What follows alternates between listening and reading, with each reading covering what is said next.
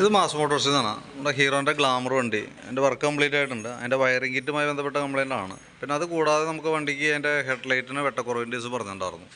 അപ്പോൾ അത് നമ്മൾ ചെക്ക് ചെയ്യുന്ന സമയത്ത് അതിനകത്ത് കിടക്കുന്ന ബൾബിനകത്തൊരു ചെറിയ വേരിയേഷൻ ഉണ്ട്. അത് മൂലം നമുക്ക് വണ്ടിക്ക് വേറെ ഒരു കംപ്ലയിൻറ്റ് വന്നിട്ടുണ്ട്. ഇതിപ്പോൾ നിലവിൽ നമുക്കിപ്പോൾ ഈ ബൾബ് നോക്കുമ്പോൾ കൃത്യമായിട്ട് അതിൻ്റെ വാട്ട്സ് കറക്റ്റായിട്ട് അതിനകത്ത് എഴുതിയിട്ടുണ്ട് 35/35. അപ്പോൾ നമുക്ക് ഈ വണ്ടിയുമ്പോൾ കിടക്കുന്നത് 45/35 45/40 കിടക്കണേ. ഇതുമ്പോൾ കിടക്കണ ഹെഡ്ലൈറ്റ് ബൾബ്. അപ്പോൾ ശരിക്കും സ്വാഭാവികമായിട്ട് അങ്ങനെ ഒരു ബൾബ് വരുമ്പോൾ ആ ബൾബ് കറക്റ്റ് ചാർജ് കൂടുതൽ കറണ്ടാണ് എടുക്കുക അതിനകത്ത് നിന്ന്. അപ്പോൾ അത് ശരിക്കും നമ്മുടെ എൻജിൻ കോയിൽ പ്രൊഡ്യൂസ് ചെയ്യുന്ന കപ്പാസിറ്റിയിൽ മുകളിലാണ് ഇതിൻ്റെ വാട്ട്സ് വന്നത്, ബൾബിൻ്റെ വാട്ട്സ്. അപ്പോൾ സ്വാഭാവികമായിട്ടും അങ്ങനെ വരുമ്പോൾ ഒന്നാമത് വെട്ടക്കുറവുണ്ടാവും. അത് കൂടാതെ കൊണ്ട് ആ കോയിലും ഓവർലോഡ് എടുക്കും. അപ്പോൾ നിലവിൽ കോയിൽ അസംബ്ലി കംപ്ലൈൻ്റ് ആയിട്ടാണ് കാണുന്നത്.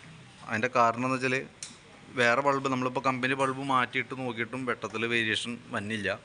അതൊന്ന്. പിന്നെ റെക്ടിഫയർ യൂണിറ്റൊക്കെ നമ്മൾ മാറ്റി വെച്ച് നോക്കിയായിരുന്നു.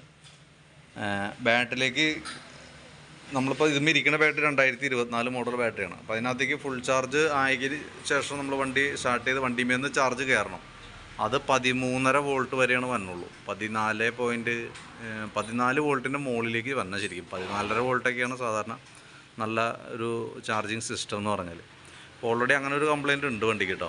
അത് ശരിക്കും പറഞ്ഞാൽ നമുക്കിതിപ്പോൾ ഇതിൻ്റെ ഉള്ളിൽ ഈ വന്ന കോയിലാണ്, ഈ വന്ന കോയിൽ അസംബ്ലിയാണ് നമുക്കത് കംപ്ലയിൻ്റ് ആയിട്ട് കാണുന്നത്. അത് നമുക്ക് അഴിച്ച് മാറ്റണമെന്നുണ്ടെങ്കിൽ അതിൻ്റേതായിട്ടുള്ള ചിലവുണ്ട്. അപ്പോൾ തൽക്കാലം നമ്മളത് സ്കിപ്പ് ചെയ്ത് വിട്ടേക്കാണ് കേട്ടോ. അപ്പോൾ നമുക്ക് ഹെഡ്ലൈറ്റിന് വെട്ടം ക്ലിയറായിട്ട് വേണമെന്നുണ്ടെങ്കിൽ 2 കേസ് ഒന്ന് നമുക്ക് കോയിൽ അസംബ്ലി നമുക്ക് മാറ്റണം, ബൾബ് ചേഞ്ച് ചെയ്യണം, ഹെഡ്ലൈറ്റ് അസംബ്ലിയുടെ ഗ്ലാസ്സൊക്കെ ഫേഡായി പോയേക്കണം. അപ്പോൾ അതെല്ലാം കൂടി ക്ലിയർ ചെയ്താൽ തന്നെയാണ് അത് കറക്റ്റായിട്ട് വരുള്ളൂ. ബാറ്ററിയിലേക്ക് കയറുന്ന ചാർജിൻ്റെ അളവും കറക്റ്റ് ആവുള്ളൂ കേട്ടോ. ഇത് ഗ്രാജുവലി ബാറ്ററി ചാർജ് വീണ്ടും ഡിസ്ചാർജിലേക്ക് പോകും, പതുക്കെ കുറയും. കാരണം എന്ന് വെച്ചാൽ ബാറ്ററിയിൽ നിന്ന് എടുക്കുന്ന ചാർജിൻ്റെ അളവും ബാറ്ററിയിലേക്ക് തിരിച്ച് കയറുന്ന അളവും വ്യത്യാസമുണ്ട്. അപ്പോൾ അതുകൊണ്ടാണ് ആ കംപ്ലയിൻറ്റ് വന്നത് കേട്ടോ. അപ്പോൾ അങ്ങനെ ഒരു കംപ്ലയിൻറ്റ് ഉണ്ട് നിലവിൽ.